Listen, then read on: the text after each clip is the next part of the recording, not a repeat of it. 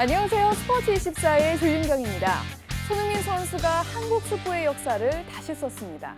레스터시티전에서 멀티골을 터뜨리며 한국인 유럽 무대 최다골 신기록을 세웠는데요.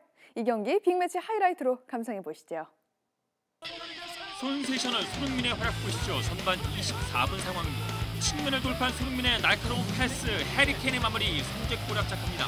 그리고 36분 알리가 살짝 띄워준 볼, 손흥민의 발리슛, 대단한 골이 터졌습니다. 새 역사를 자축하는 세리머니까지. 차범을 넘어서 한국 선수로는 처음으로 유럽 무대 시즌 20골 고지를 밟았습니다. 같은 팀의 케인은 4골을 몰아치면서 득점 선두로 올랐습니다. 손흥민 후반에 다시 한번 날아올랐습니다.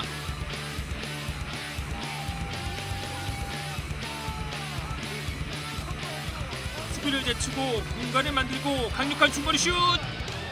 시즌 21호 골을 터뜨렸습니다. 두 골에 도움 1개를 기록한 손흥민의 만점 활약 속에 토트넘은 6대1 대승을 거뒀습니다. 핸드볼 코리아리그 3라운드가 펼쳐지는 청주로 가보시죠. 광주 도시공사와 경남 가배운상 만났습니다. 지난 3월 광주를 상대로 1승을 거둔 경남. 그 아직까지 승리가 없습니다. 이번에는 어떨까요?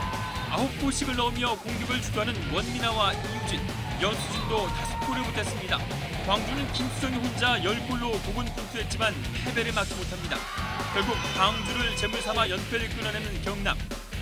광주는 개막 후 1승도 챙기지 못하며 최하위에 머물렀습니다. SK 슈가글레이더즈와 컬러풀 대구의 경기입니다. 삼척 시청과 치열한 선두싸움을 벌이고 있는 SK. 이런 상황을 누구보다 잘 알고 있는 에이스 김호나와 이효진이 펄펄 날았습니다. 두 선수가 15골을 합작하며 대구를 27대 24로 제압한 SK. 시즌 10승 고지를 가장 먼저 밟고 단독 선두를 유지했습니다. 남자부 SK 호크스와 두산의 경기입니다. 지난 2라운드에서 SK에 패한 두산, 새롭전에 나섰습니다. 그 선봉에선 윤시열, 전반에만 10골을 몰아치며 맹활약했습니다. SK는 김양욱과 임재서가 추격했지만 역부족. 결국 24대 21로 승리한 두산, 5연승 질주하면서 선두를 지켜냈습니다.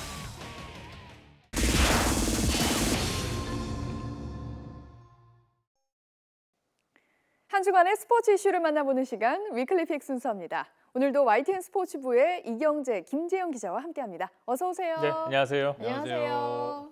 네, 먼저 손흥민 선수 이야기부터 나눠보겠습니다. 하이라이트로도 만나봤지만 이 손흥민 선수가 대기록을 달성했습니다. 두 분 어떻게 보셨습니까?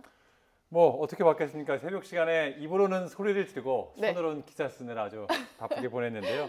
뭐 손흥민 선수가 2골을 멀티골을 기록을 했죠. 이렇게 되면서 기다렸던 차범근 전 감독이 갖고 있던 한국인 최다골 신기록을 작성을 했어요. 시즌 21골로 이제 늘게 됐고요.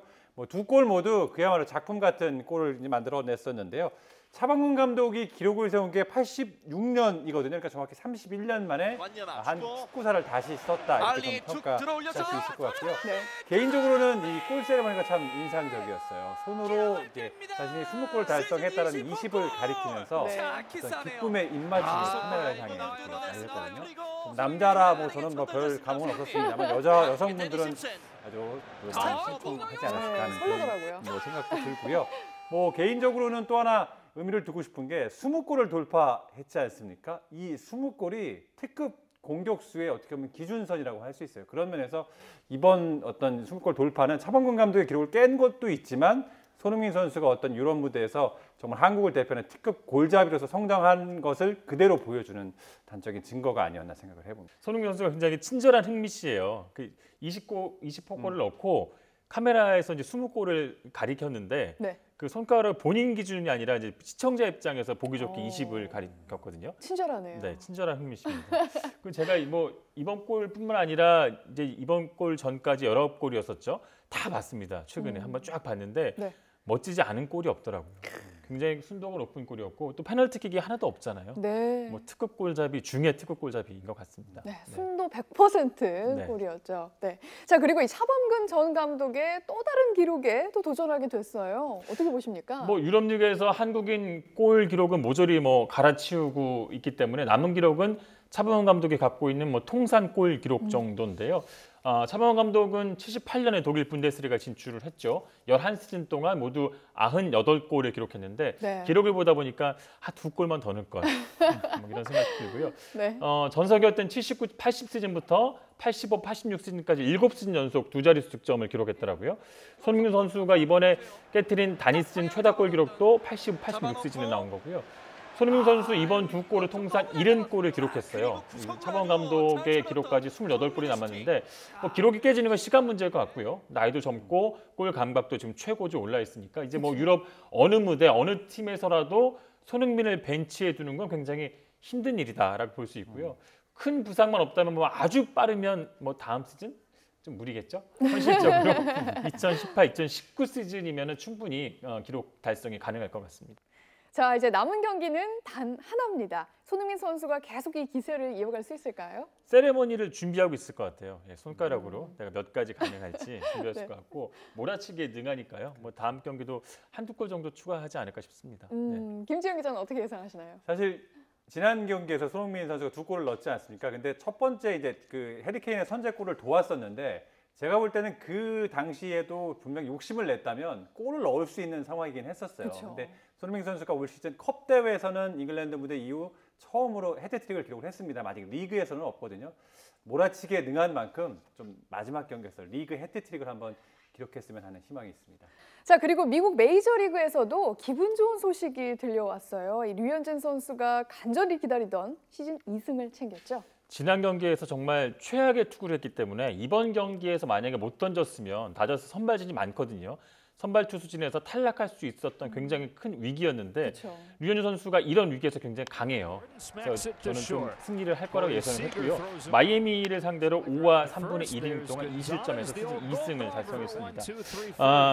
홈런을 2개를 맞았는데 이게 좀 아쉬운 부분이에요. 그러니까 지난 3경기에서는 피홈런이 없었거든요. 하지만 4경기만에 또 홈런을 허용하면서 그냥 좀 이렇게 뭔가 타구에 류현진 선수가 던진 공을 타자에 쳤을 때 조금만 좀 뻗어나가면 이제 좀 불안해지는 그런 게 좀 있고요. 아무래도 좀 직구에도 위력이 떨어지니까 초속보다는 종속이 좀 떨어지면서 공의 위력이 떨어지지 않나 싶고요. 네. 7경기에서 8개의 피홈런이니까 그 점을 좀 줄여준다면 앞으로 좀 승리를 추구하는 데 좀 도움이 되지 않을까 싶습니다. 이번 주말 주목할 만한 경기를 살펴보겠습니다. K리그에서는 서울과 강원의 경기가 상당히 눈에 띄네요. 그렇습니다. 먼저 서울부터 좀 살펴드리면 강원의 서울이 유독 아주 강했습니다. 통산 11번 맞대결을 했는데 10승 1패를 거뒀고 최근 10경기는 더구나 모두 이제 이긴 그런 상황입니다. 네. 하지만 말씀드린 것처럼 올 시즌 서울의 성적이 계속 롤러코스터를 타고 있어요. 좋았다가 나빴다가 반복하고 있는데 최근 분위기는 안 좋습니다. 두 경기를 모두 이제 이기질 못했는데 한 번은 포항에 역전패를 당했고요. 또 가장 최근 경기였던 상주전에서는 2대2 무승부를 이제 거두게 됐는데요. 강원에 진다면 지금 하위권으로 추락할 수 있는 그런 지금 상황까지 몰려 있고요. 그쵸. 강원은 반면 최근 2연승 포함해 3경기 무패 달리고 있고요. 진 경기도 내용이 나쁘지 않았기 때문에 강원에 조금 더 기대를 거는 그런 이유가 될 수 있을 것 같고요. 이 부상으로 이탈했던 정조욱 선수가 지난 경기에서 이제 복귀를 했습니다. 그런 네. 만큼 공격력이나 또 파괴력 굉장히 좋아질 것으로 예상이 되고요. 강원의 최근 전적을 쭉 보면 전북과 비겼고요. 또 지금 가장 핫한 팀인 제주를 꺾은 그런 상승세가 있거든요. 그런 네. 만큼 서울 만만치 않은 승부가 예상이 되고요. 아마 제 예상에는 한 골 정도의 싸움이 되지 않을까 조심스럽게 예상해 봅니다. 네, 또한 신태용 감독이 이끄는 대표팀은 기니와 맞붙죠. 네, 그렇습니다. 현재 A조에 속해 있는데요. 기니와 이제 토요일 저녁 8시에 전주 월드컵 경기장에서 첫 경기를 치르고요. 이 경기 벌써 매진이 다 지금 됐다고 합니다. 이후에 네. 이제 아르헨티나, 잉글랜드와 이제 차례로 격돌을 하게 되는데요. 조 1위를 하면 우리가 이제 다른 조 3위와 지금 16강에서 만날 수 있는 상태이기 때문에 최소한 첫 경기 기니는 반드시 잡아야 하는 경기라고 할 수 있을 것 같고요. 이번 대회 신태용 감독이 그렇게 얘기를 했어요. 즐겁고 재밌고 신나는 축구를 좀 보여주겠다 이런 얘기를 했는데 우리가 또 안방에서 4강 시달 이룬 기억이 있지 않습니까? 참고로 청소년 대회에서 우리가 83년 멕시코의 4강 신화가 가장 최고 성적인데 네. 4강을 넘어서면 결승 아니겠습니까? 우리가 2002년에 이루지 못한 결승 진출의 꿈을 안방에서 꼭 이뤘으면 하는 바람이 있습니다. 자, 승부 예측을 해본다면 좀 어떻게 할 수 있을까요? 네, 뭐 기니는 기어야죠 우리한테. 대승이 하셨네요. 필요한 경기라서요. 네. 충분히 뭐 한 서너 골 이상 차로 이길 수 있을 거라고 보여집니다. 한 3대 0, 4대 0 이렇게? 4대 0 정도 어. 걸겠습니다. 네. 그리고 안방에서 뭐 하는 만큼 이승우 또 백승호 선수 사실 성인 무대에 지금 당장 뛰어도 뭐 부족함이 없는 선수들이기 때문에 말씀드린 것처럼 굉장히 사실 우리가 기존의 한국 축구가 이런 국제대회를 나가면 가장 많이 듣는 말이 투지, 정신력 이런 부분이었는데 맞아요. 이번만큼은 좀 뭔가 확실한 전술로 좀 우리가 얘기할 수 있는 그런 대회가 되지 않을까 조심스럽게 예상을 해봅니다. 네, 대한민국 대표팀의 선전을 응원하겠습니다. 지금까지 YTN 스포츠부의 이경재, 김재영 기자였습니다.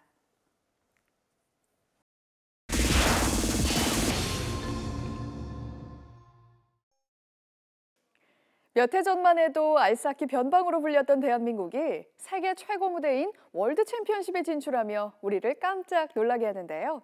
그 주역이었던 김기성, 김상욱 형제를 현장 인터뷰에서 만나보겠습니다. 함께 보시죠.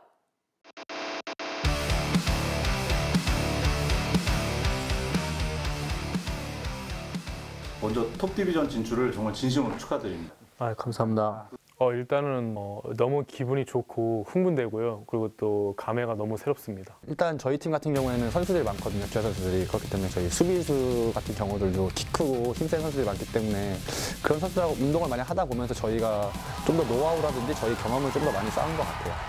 그 믿음을 주시는 분인 것 같아요. 왜냐면 선수가 어찌됐건 경기장에 들어가서는 그런 믿음 하나가 정말 중요하거든요. 근데 그런 믿음을 계속해서 심어주시니까 그런 부분에서 정말 감사하게 생각하고 있죠. 밖에 운동 나오시면은 진짜 친구같이 지내세요.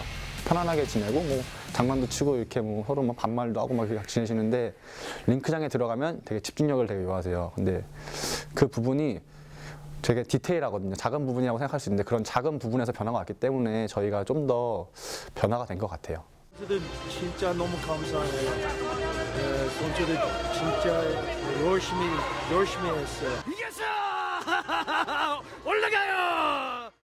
말이 좀 없어요. 왜냐면 남자 셋에 어머니 혼자 계시니까요. 그렇기 때문에 그냥 특별하게 말씀을 안 하시고 그냥 고생했다고 한마디 하셨어요. 네. 수고했다고 카톡 네. 보내시거나 뭐 그 정도. 네. 이렇게 큰 네, 이렇게 큰 것도 그냥 뭐 수고했다고 뭐 그리고 어찌됐건 부모님들이 가장 걱정하시는 건 부상이더라고요. 그래서 부상만 일단은 없이 끝내면은 그걸로도 감사해 하시는 것 같아요. 그 아이스하키 선수로서 좀 그동안에 서름과 아쉬움 그런 게 있었을 것 같아요. 네, 제일 안 좋은 건 시선이었어요.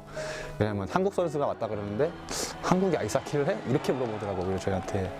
그럴 때 되게 힘들었어요.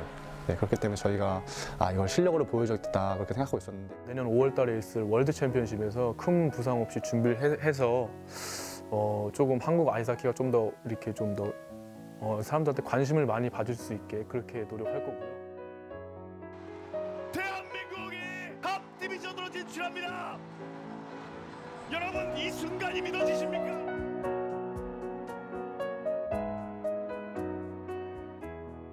개인적으로는 어때요? 와서 진짜 한번 붙어보고 싶은 거예요? 아니면은 좀 그렇더라도 이 부분 때문에 선수들끼리도 서로 많이 말들 하는데요. 저는 개인적으로 좀 왔으면 좋겠어요. 그래서 한번 조금 붙어보고 싶다는 생각이 들어요. 아무래도 크로스비 선수죠. 아무래도 진짜 아이스하키를 하는 선수라면 누구나 다 알고 누구나 다 한번 경기를 해보고 싶은 선수이기 때문에 그런 것 같아요. 그렇기 때문에 올림픽에 꼭 왔으면 좋겠어요, 선수들이. 일단 저희 펜스라고 하더라고요. 광고판이 거기에 몸싸움 할 때 나는 소리라든지 턱이 딱 맞았을 때 그 소리가 엄청 커요. 그렇기 때문에 밖에서 보셨을 때도 박진감과 현장감을 동시에 느낄 수 있거든요. 그렇기 때문에 직접 와서 한번 보신다면 아마 아이스하키를 한 번 보신 분은 없으실 거예요. 한 번만 보시면 계속 와서 보실 수 있으실 거예요.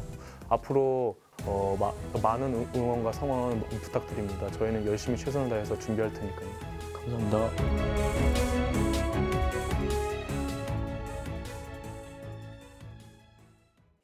스포츠24 오늘 준비한 소식은 여기까지입니다. 저희는 다음 주에 더욱더 풍성한 스포츠 소식들고 다시 찾아오겠습니다. 시청해주신 여러분 고맙습니다.